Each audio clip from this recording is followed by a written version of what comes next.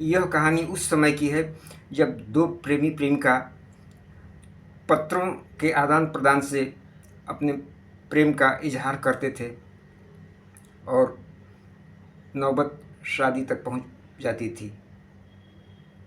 कहानी का शीर्षक है मौन स्वीकृत। ट्रेन तेज गति से दौड़ी जा रही थी। पेड़ पौधों के झुरमुट, टीले, रेगिस्तान, नदी, नाले और हरे भरे मैदान तथा गांव, कस्बे, शहर इत्यादि सब कुछ पीछे छूटते जा रहे थे। खिड़की के पास बैठा राकेश एक एक करते उन पीछे छूटते जा रहे दृश्यों पर दृष्टि डाल उन्हें दिमाग के कोने में स्मृतियों के रूप में भरता जा रहा था। शीतल हवा के झोंकों से बीच बीच में उसे नींद भी आ जा रही थी। इस दौरान उसे क्षणिक पछतावा होता कि इतनी दूर के दृश्य वह नहीं देख सका, पर अगले ही पल वह पृथ्वी के विस्तृत धरातल को इस क्षणभंगुर जीवन में पूरा न देख पाने को सोच मन को एकाग्र कर लेता। इस रेल मार्ग से आज वह पहली बार नए शहर में जा रहा था। उसका मन यह सोचकर बल्लियों उछल रहा था कि उसकी मुलाकात विख्यात कवयित्री कमला जी से होनी थी। बीच बीच में वह खिड़की से बाहर दृष्टि मोड़कर ओवरकोट की जेब में हाथ डालकर कमला का पत्र निकालकर देख लेता। एक नज़र देखने मात्र से मन संतुष्ट होता कि चलो पता सही सलामत है।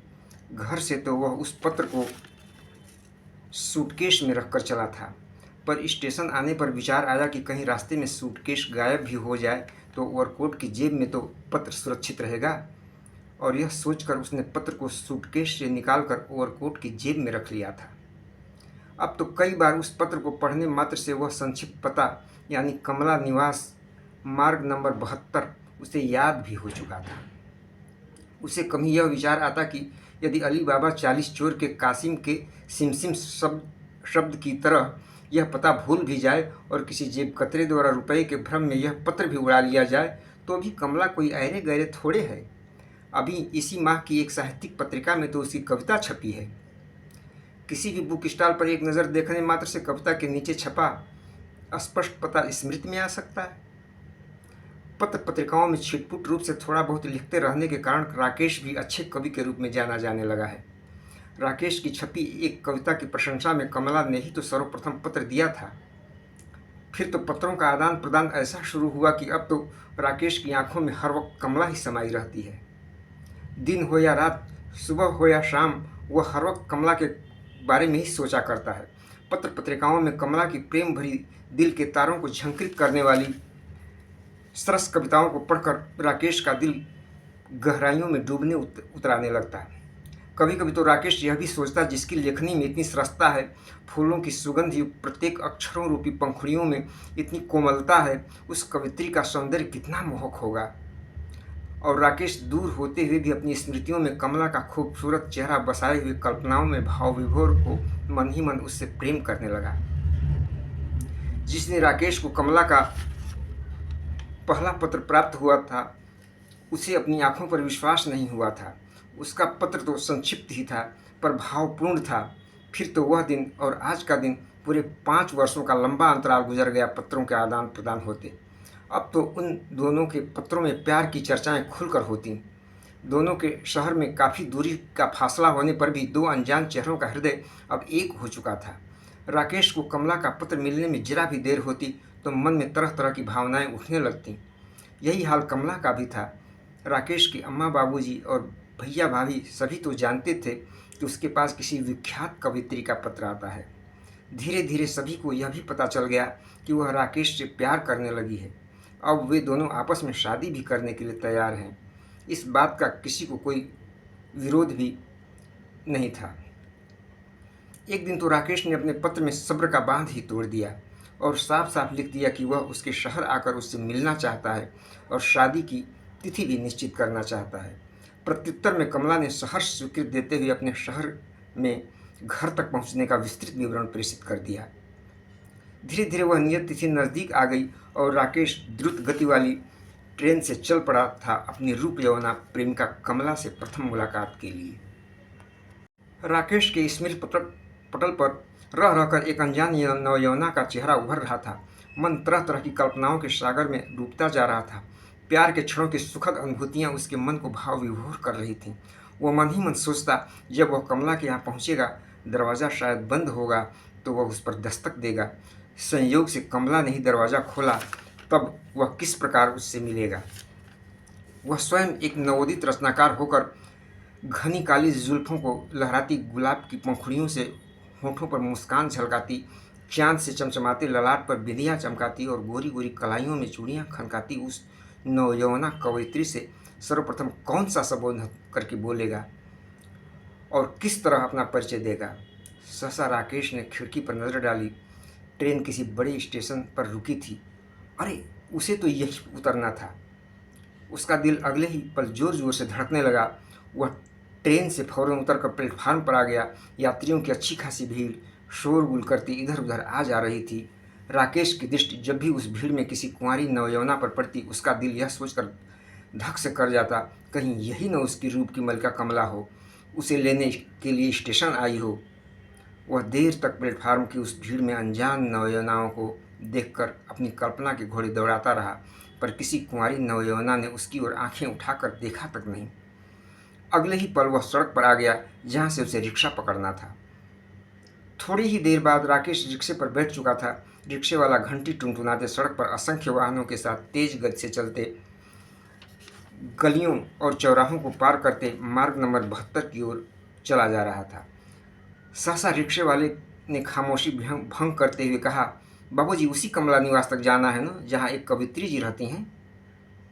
राकेश ने धड़कते दिल से हाँ कहते हुए रिक्शे वाले से पूछ बैठा, क्या तुम उन कवित्री जी को जानते हो? रिक्शे वाले ने हंसकर कहा, और नहीं तो क्या बाबूजी, भला उतनी मशहूर कवित्री जी को नहीं जानूंगा तो किसे जानूंगा। उनसे मिलने तो अक्सर ही कोई न कोई जाता रहता है, क्योंकि वह स्वयं जो किसी से मिलने नहीं जा सकती। रिक्शे वाले ने अपना वाक्य पूरा ही किया था कि मार्ग नंबर 72 का कमला निवास बिल्कुल नज़दीक आ गया। वह उससे यह भी नहीं पूछ सका कि भला वो कवित्री जी स्वयं दूसरों से मिलने के लिए क्यों नहीं जाती। फिर वह स्वयं ही अपने प्रश्न का उत्तर दे दिया, विख्यात लोग किसी ऐरे गैरे से मिलने के लिए कहीं जाया करते हैं। कमला निवास के गेट पर उतरकर राकेश ने रिक्शे वाले को किराए के पैसे थमाया। वह वापस जिस रास्ते से आया था उधर ही ताबड़तोड़ पैडल मारते घंटी टुनटुनाते चला गया। राकेश का दिल जोरों से धड़क रहा था। उसे पूरी उम्मीद थी कि जब वह दरवाजे पर दस्तक देगा तो शायद कमला ही दरवाज़ा खोलेगी। अगले ही पल उसने धड़कते दिल से दरवाजे पर दस्तक दे ही तो दिया। 1-2 मिनट के इंतजार के बाद ही दरवाज़ा खुला। दरवाज़ा खोलने वाली अधेड़ उम्र की एक औरत थी। राकेश से नज़र टकराते ही उसने एक साथ 2 प्रश्न किया, कहाँ से आए हैं, किससे मिलना है। राकेश समझ गया यह कमला की नौकरानी होगी। फिर भी उसने बड़ी ही शालीनता से उत्तर दिया, मेरा नाम राकेश है, पटना से आया हूँ, कमला जी से मिलना है। राकेश ने उसके प्रश्न के उत्तर में अपना नाम अतिरिक्त रूप से बता दिया। इसका जब उसे आभास हुआ तो लगा जैसे वह किसी इंटरव्यू में पूछे गए प्रश्न का गलत उत्तर दे दिया है। उसके उत्तर पर औरत मौन रही। राकेश अगले ही पल अटैची हाथ में थामे उसके पीछे पीछे ड्राइंग रूम तक चला गया। ड्राइंग रूम में प्रवेश करते ही ट्यूबलाइट की तेज रोशनी में राकेश ने जो कुछ देखा उसका हृदय सन्न रह गया। जबड़े भींच से गए, आंखों की पलकें खुली की खुली रह गईं। अभिवादन के लिए किसी तरह हाथ ही उठ सके, मुंह से बोल तक नहीं फूट सके। मेज से लगी कुर्सी पहिएदार थी जिस पर विख्यात लेखिका कमला जी बैठी थीं। उम्र यही कोई 35-40 के आसपास। सांवला रंग, उलझे हुए बाल, सूना ललाट, काले काले मोटे मोटे होंठ, चेहरे पर चेचक के अनगिनत धब्बे और दोनों पैरों से पूर्णतया विकलांग। राकेश अपनी कल्पनाओं की रूप यौवना कमला को देखकर कुछ क्षणों के लिए स्तब्ध सा रह गया, पर उसने अपने चेहरे पर वैसा कोई भाव प्रकट नहीं होने दिया। उसने उसी क्षण निर्णय कर लिया कि रूप और गुण में जमीन आसमान का फर्क हुआ करता है।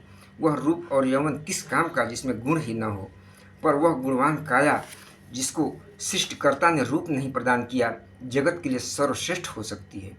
रूप और यौवन की ललक ने राकेश की भावनाओं को परे ढकेल दिया और गुणों पर हावी उसकी भावनाओं ने विजय हासिल कर लिया। वह देर तक कमला से बातें करता रहा। कमला की नौकरानी उस अधेड़ उम्र की औरत ने उसकी खूब आवभगत की। सुबह हो चुकी थी। राकेश को अपने घर शहर वापस लौटना था।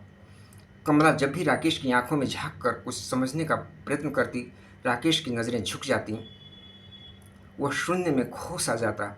उसकी ट्रेन का समय कुछ ही समय के बाद था। उसने चलने के लिए हाथ में अटैची उठाया ही था कि कमला ने अपनी सूनी आंखों से राकेश की पुतलियों में झांक कर पुनः कुछ जानना चाहा। राकेश को तब लगा कि शायद कमला की जिंदगी में इस तरह के क्षण अनगिनत बार आए हैं और हर बार उसकी आंखों में वही निराशा की किरण ही समाती रही है। राकेश ने निर्णय लिया कि इस बार वह इन सूनी आंखों में आशा की किरण भर जाएगा और कमला को अपनी जीवन संगिनी अवश्य बनाएगा। वह चलते चलते मुंह से कुछ बोलने की हिम्मत तो नहीं कर सका, पर उसके होठों पर मौन स्वीकृति के भाव स्पष्ट झलक रहे थे, जिसे कमला भली भांति भांप चुकी थी।